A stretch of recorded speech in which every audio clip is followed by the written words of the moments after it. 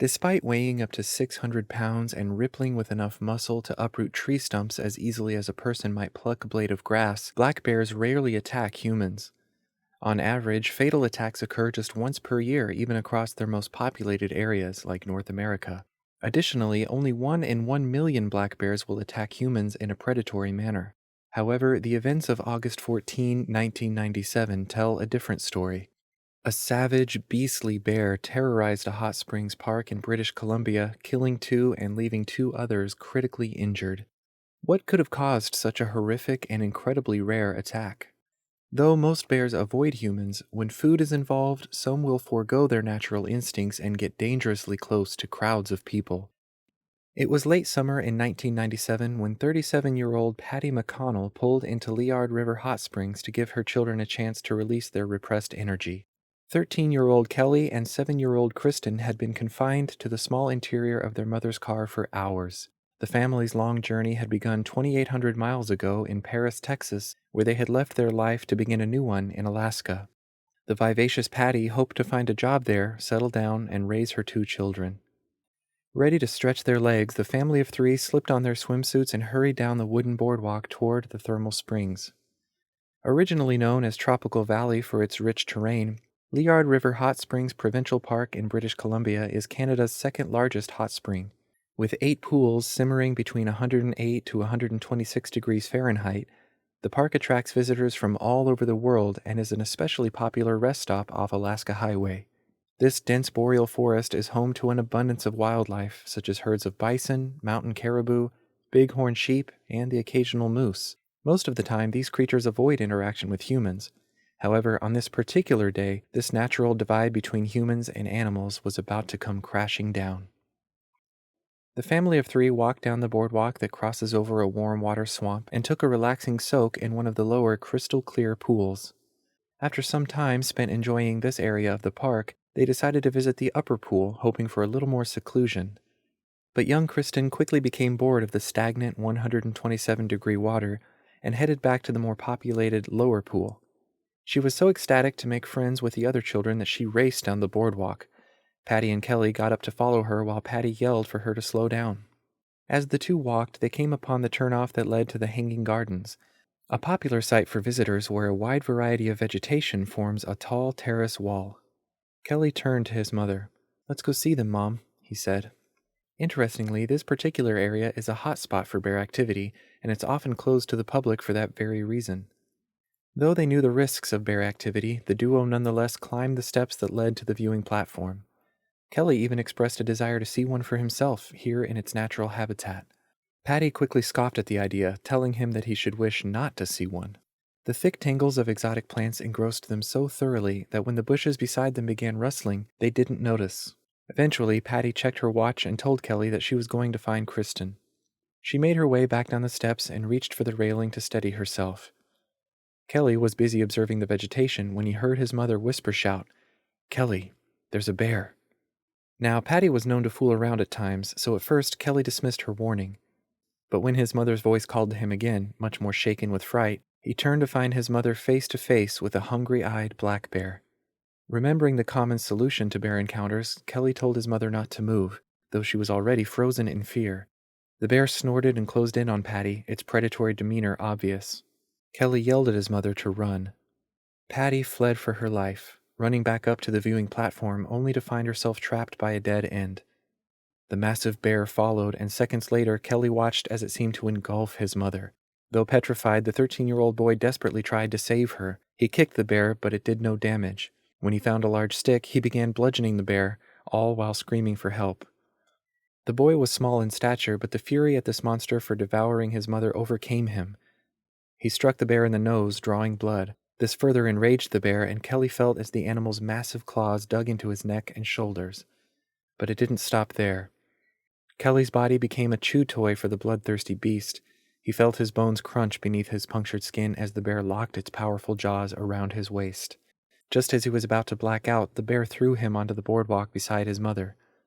Barely clinging to consciousness, Kelly inched toward her while attempting to shield his vital organs. Patty herself was on the brink of death, but she was able to mutter a few words. She told Kelly that she loved him and to watch over his sister. The bear pounced again, making a meal of Kelly's flesh. He shut his eyes and braced himself for death. Earlier in the day, 56-year-old Ray Kitchen was finishing up a tiring day of work. A truck driver from Fort Nelson, British Columbia, he had just delivered the last of a load of explosives for the workmen repairing the Alaska Highway. Itching for tranquility, he took his 11-year-old daughter, Jolene, and her friend to the Liard River Hot Springs Park. Ray hung out beside the hot springs and watched as the two girls splashed in the pool. Suddenly, Ray was startled by gut-wrenching screams coming from somewhere in the park. He ordered the two girls to stay put and then rushed along the boardwalk, following the screams, until he reached the Hanging Gardens viewing platforms. Horror-struck, Ray took in the terrifying scene before him. A bloody-jawed bear was straddling a young boy, seemingly eating him alive. A woman lay beside the boy, completely motionless. Blood from numerous deep lacerations saturated both of their bodies. Ray hammered a fallen tree branch against the railing in an attempt to ward the bear away. Even after yelling, the bear paid him no mind. Knowing he needed to act quickly to save the boy's life, Ray rammed a larger branch into the bear's abdomen. This did the trick.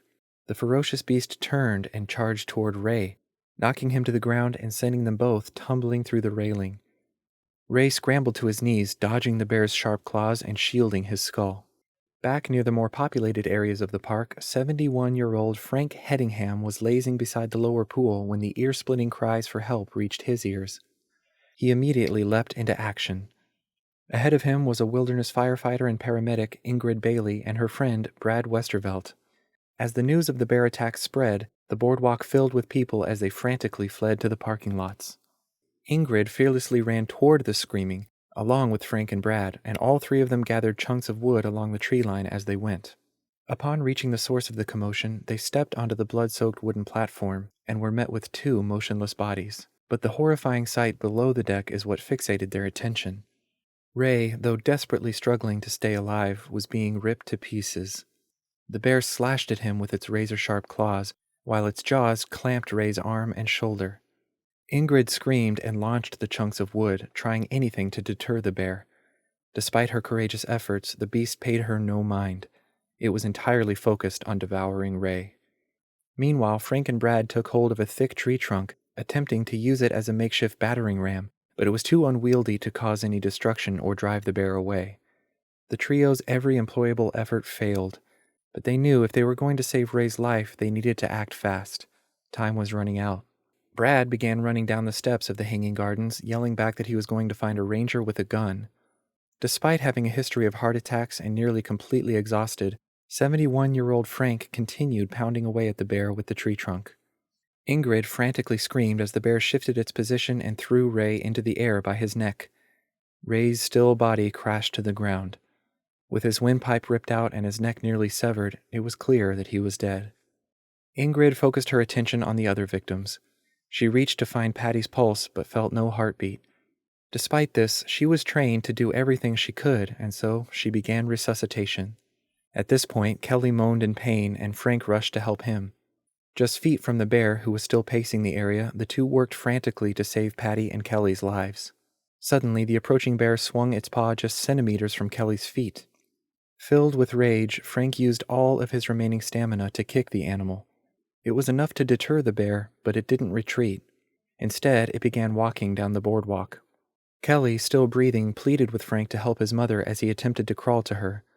Frank, trained in first aid, grabbed his handkerchief and used it to compress Kelly's gushing wounds. Several men ran up the stairs to assist. One carried a towel and had CPR training.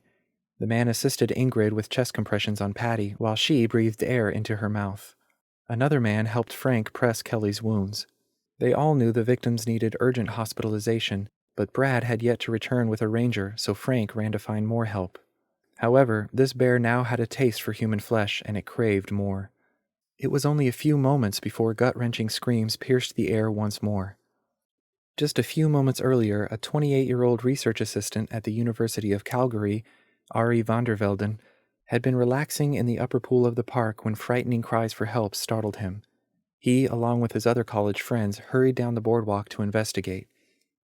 This was nearly the exact moment when the bear fled the Hanging Gardens after Frank Headingham booted it. Ari reached the turnoff to the gardens when a passerby yelled out that a bear was coming. The other college students ran back down the boardwalk. But there had been a recent rain and the boardwalk was slippery. Ari lost his footing and fell into a bush. The hungry beast was by his side in seconds, leaping onto his chest and tearing through his skin. Ari kicked hard at the bear's nose and desperately tugged at anything he could grasp, but the animal was entirely unfazed. Ari pleaded for help as the monster hooked its claws into his chest and then bit chunks from his thighs. He was sure he was a dead man. Meanwhile, Dave Webb, a 49-year-old businessman from Fairbanks, Alaska, casually entered the park only to find the exhausted Frank Headingham dripping in blood, running to him. Panting through his explanation, Frank begged for assistance. Dave went around to his motorhome and came back with 2 rifles. 27-year-old Dwayne Eggebroten heard this commotion and offered his assistance. Dave handed him his .30-30, and moments later the 2 men set off down the boardwalk, rifles loaded. Dwayne arrived at the scene first and heard weak groans coming from off the boardwalk. He found the bear holding Ari against a log, viciously chomping through his flesh. Dwayne carefully aimed for the bear's neck, desperately hoping he wouldn't miss. He fired the rifle, and his aim was true. The bear collapsed instantly, and though it was clear it was dead, Dwayne fired twice more for safe measure, finally putting an end to the beast's brutal carnage. Ingrid, still tending to Patty and Kelly's wounds, cried in relief as she heard the shots and yelled out to keep shooting. Tragically, though the bear's rampage was over, it had inflicted a lot of damage, and both Patty McConnell and Ray Kitchen died of their wounds. Ari Vandervelden and Kelly McConnell were flown to the nearest hospital, where they survived their horrific injuries. Kelly suffered from 2 punctured lungs, several fractured ribs, 3 broken vertebrae, and needed over 100 centimeters of stitches. Though the bear took his mother's life and almost took his, Kelly feels no hatred toward it. He believes the animal was just acting on its natural instinct to feed when hungry. Ray Kitchen's selflessness did not go unnoticed. The same month of August in 1997, 500 mourners gathered to celebrate Ray's life and bravery, along with U.S. President Bill Clinton, who wrote a letter to Ray's wife honoring the heroism Ray showed when aiding the McConnells. He even received Canada's Star of Courage Award a year after his death. Ingrid Bailey, Brad Westervelt, Frank Headingham, and Kelly McConnell were also awarded bravery decorations. The 2 men who officially killed the bear deserve recognition as well: Dave Webb, who supplied the rifles, and Dwayne Eggebroten, who fatally shot the bear. The horrific, bloody rampage that took place at the Liard River Hot Springs shows just how quickly wildlife can turn on you. Had the 2 men not arrived when they did with the rifles, the kill count could have been much higher.